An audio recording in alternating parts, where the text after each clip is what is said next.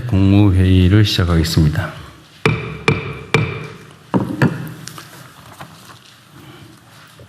매우 어려운 상황 속에서도 우리 국무위원 여러분의 뛰어난 역할, 그리고 우리 국민 여러분의 협조 덕택에 안정적 상태를 잘 유지하고 있습니다. 감사하게 생각합니다. 지난달 수출이 최초로 800억 달러를 돌파했습니다. 올해 1분기 수출액도 분기 기준으로는 처음으로 2천억 불을 넘어섰습니다. 대외 여건이 매우 악화한 상황 속에서도 우리 경제가 강인한 저력을 발휘하고 있습니다. 그러나 중동 전쟁 장기화의 충격이 민생 경제 전반으로 확대되고 있습니다. 당장 종전이 이루어진다 해도 전쟁의 상처는 오랜 기간 지속될 것으로 보여집니다. 따라서 취약계층의 어려움을 세심하게 살피는 노력과 함께 대외 변수와 지정학적 리스크에 취약한 우리 경제 구조를 근본부터 새롭게 개편하는 경제산업 대전환에도 속도를 내야 되겠습니다.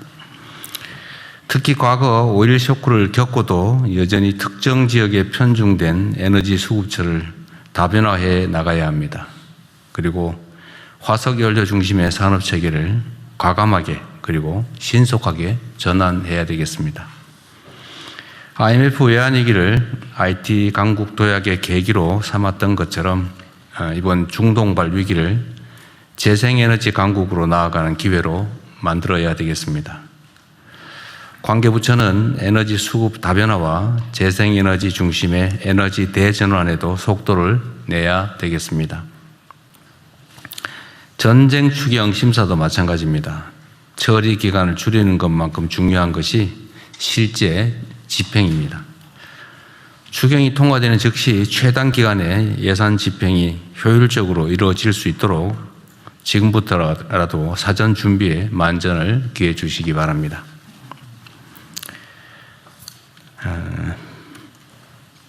이번 정부 들어서 있을 수 없는 민간인 무인기 사건이 발생했습니다. 그리고 거기에 국정원 직원과 현역 군인이 연루됐다는 사실이 수사 결과 확인됐습니다. 대한민국 헌법과 법률은 개인들의 사전행위, 사적으로 북측에 도발하는 행위를 금지하고 있습니다. 국가 전략상 필요에 따라서 그런 일이 생기는 것도 극도로 신중해야 되는데 개인적으로 이런 대북 도발 행위를 했다는 사실이 매우 안타깝습니다. 과연 누구에게 도움이 될 것인지 잘 생각해 봐야 되겠습니다. 이번 사건으로 누구보다 접경지역 주민 여러분들의 우려가 컸을 것입니다. 깊은 위로 말씀을 드립니다. 그리고 비록 우리 정부의 의도는 아니지만 일부의 무책임하고 무모한 행동으로 불필요한 군사적 긴장이 유발된 데 대해서 북측에 유감의 뜻을 표합니다. 관계부처는 유사 사례가 재발하지 않도록 즉각적인 제도 개선과 함께 당장 집행 가능한 조치를 신속하게 취해 주시기 바랍니다. 세계 각지의 분쟁으로 공동의 규칙과 호혜에 기반한 국제 질서가 크게 흔들리고 있습니다. 이런 시기일수록 한반도의 평화와 안정이 무엇보다 중요하고 또 이를 책임져야 할 주체는 바로 우리 자신들임을 명확하게 인지해야 되겠습니다. 냉혹한 국제 질서 변화를 예의주시하면서 한반도 평화를 위해 보다 책임 있는 행동이 필요한 때입니다. 국회가 개헌안을 발의했습니다. 현행 헌법이 만들어진 지 40년 가까이 지나면서 변화된 사회상을 제대로 반영한 개헌 필요성에 모든 국민들이 공감하고 계십니다. 하지만 그간의 개헌 논의는 여러 정치적, 사회적 이견 때문에 계속 좌초되어 왔습니다. 현재 상황에서 모든 사안을 한꺼번에 해결하자는 것은 결국 같은 실패를 반복하자는 것과 다름없습니다. 그렇기 때문에 이미 국민적 공감대가 충분히 이루어진 구체적 사안들부터 부분적이고 단계적으로 개헌을 추진하는 것이 순리일 것입니다. 이번만큼은 가능한 수준이라도 개헌에 물꼬를 틀 수 있도록 초당적인 협조가 필요합니다. 구체적 내용을 보더라도 5.18 민주화 운동이나 또 부마 항쟁을 헌법 전문에 반영하는 것은 여야 간의 이견이 없고 또 제1야당인 국민의힘조차 그간 수차례 명시적으로 헌법 전문에 반영하자고 주장해 왔습니다. 계엄 요건을 강화하는 헌법 개정에 대해서도 이견이 없을 것입니다. 얼마 전에 국민의힘 측에서도 계엄에 대해서 반성의 뜻을 표한 바가 있기 때문에 다시 그러한 국정 문란이 발생하지 않게 하는 것은 역시 이견이 없을 것으로 보여집니다.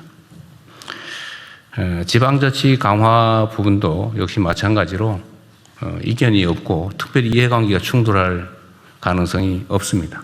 이렇게 명시적으로 모든 정치 세력들이 동의했던 사안들, 이런 사안들에 대해서는 이번 지방선거에 즈음해서 동시에 개헌을 얼마든지 할 수 있을 것으로 보여집니다. 이해타산을 따지지 말고 또 정략적인 판단보다는 국가의 미래와 국민의 삶이 훨씬 더 중요하기 때문에 가능한 합의가 될 수 있도록 설득하고 또 타협하고 토론하기 바랍니다.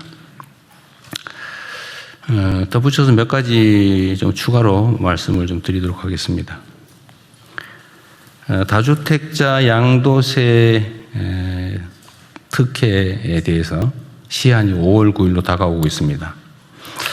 아마 지금까지는 5월 9일까지 허가를 완료하고 계약을 해야 된다라고 알려지고 있기 때문에 4월 중순이 되면 더 이상 매각이 불가능하다. 허가 신청 또 허가 승인 절차까지 시간 때문에 불가능하다. 이렇게 판단하는 것 같습니다. 뭐 그렇게 할 필요가 있을까 싶습니다.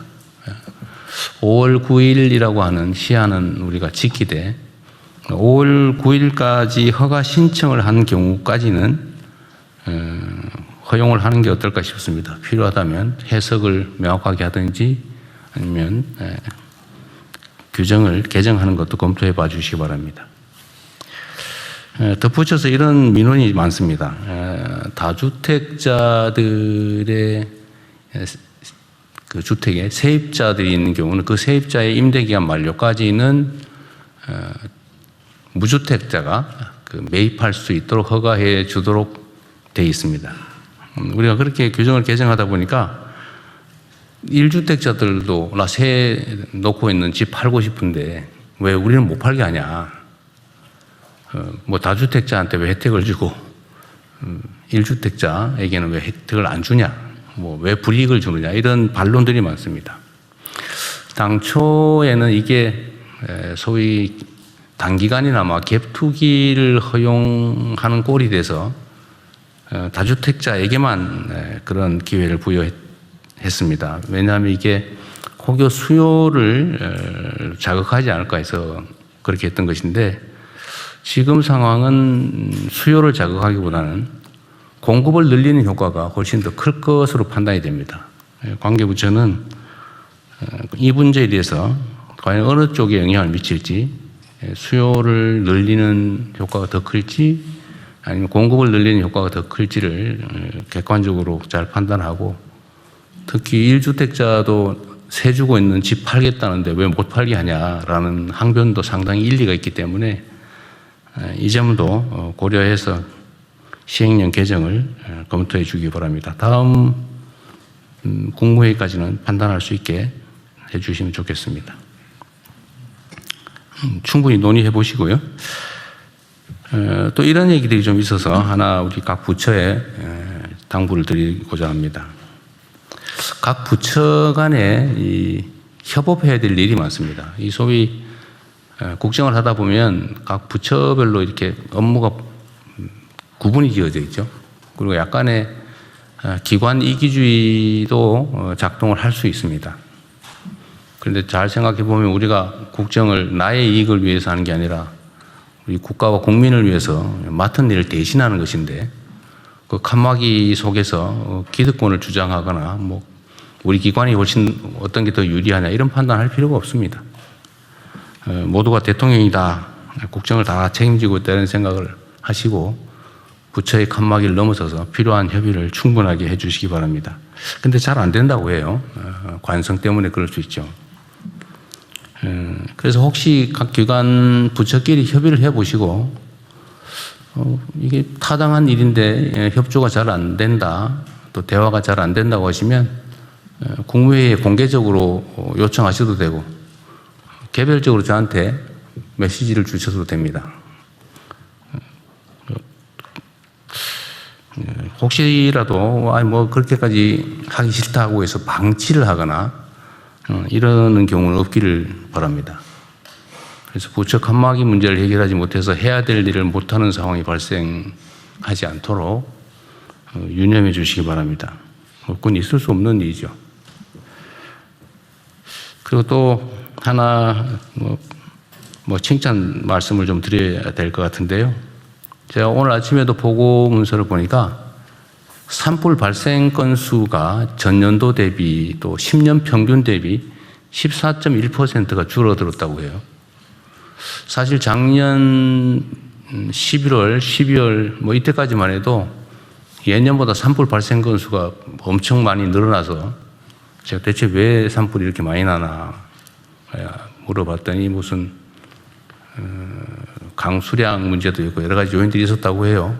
그 후에 각 부처들이 정말 많은 노력을 한 것 같습니다. 그러니까 산불 발생 요인들을 분류하고 또 거기에 맞는 대책들을 잘 강구했는데 예를 들면 뭐 농업 부산물 소각을 못하게 하고 그 파쇄를 지원하거나 이런 일 잘하신 것 같아요. 교육도 많이 한 것 같고 특히 농식품부가 열심히 한 것 같아요. 네. 어쨌든 잘하셨습니다. 14%가 줄어든 건 정말 많이 줄어든 거죠. 그리고 요즘은 우리가 조기 진화 출동이나 또 초기 대응을 강력하게 하는 것 때문에 산불 진화 속도도 엄청 빨라졌어요. 그래서 나중에 통계를 또 한번 내보겠지만 하여튼 발생 자체가 줄어든 것은 행정부처 여러분들의 적극적인 노력 덕분입니다. 감사드리고요. 우리 비서실에서 하든지 누가 하든지 제일 기여가 큰 부서들은 좀 찾아가지고 포상을 좀 하도록 하시죠. 네, 준비하겠습니다. 네.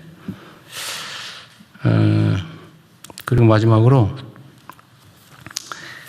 지금 이제 우리가 이 중동 사태 때문에 바쁘기는 한데 그래도 우리가 해야 될 일을 놓치면 안 됩니다.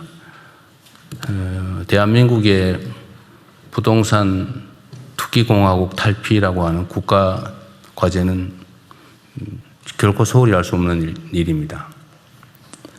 지금 각 부처에서 다양하게 뭐 금융위든 또는 국토부든 여러 농축식품부든 많이 노력들을 하고 계신데요. 준비를 잘하고 계시겠죠. 그러니까 예를 들면 세금 체제를 어떻게 만들 것이냐. 부동산은 필요해서 쓰기 위해서 보유하는 것이지 돈을 벌기 위해서 보유하는 게 아니다. 이 투기 투자 자산이 아니다라고 인식할 수 있게 또 실제로 부동산을 실제 소유와 관계없이 가지고 있는 게 득이 될 수 없도록 오히려 부담이 되도록 이렇게 세제를 정비하는 문제 또는 남의 돈으로 부동산 투기를 위해서 돈을 빌려서 뭐 부동산을 구매하거나 이런 일이 발생하지 않도록 금융제도를 철저하게 손보는 것 또는 각종 규제를 정비하는 것 그리고 우리가 지금 당연히 하고 있는 일이긴 하지만 부동산 특히 주택 공급 계획도 있는데 그게 차질 없이 좀 더 신속하게 제대로 집행될 수 있도록 하는 것에 좀 더 힘을 쏟아주시기 바랍니다. 하여튼 어떤 정책을 만들 때는 압력이 크면 클수록 즉 기득권의 저항이 크면 클수록 물샐 틈이 없어야 됩니다. 0.1%의 가능성 소유 구멍도 다 봉쇄해야 되죠. 철저하게 점검하고 토론하고 특히 이해관계자들의 반론을 잘 들어보시기 바랍니다.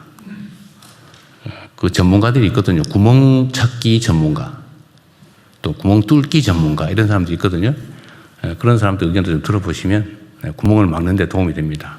그래서 철저하고 완벽한 대책을 수립해서 열심히 일하는 사람들이, 또 열심히 노력하는 사람들이, 열심히 연구하는 사람들이, 열심히 공부하는 사람들이 돈을 벌고 성공할 수 있는 그런 사회를 꼭 만들어야 됩니다.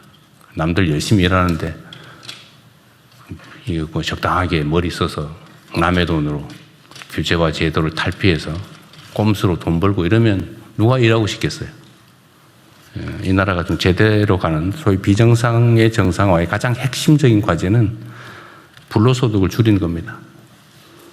그리고 저는 뭐 근본적으로 그런 생각이 들던데, 열심히 일해가지고 버는 돈에도 세금을 내잖아요. 소위 근로소득도 많으면 40 몇 퍼센트, 47.5%입니까?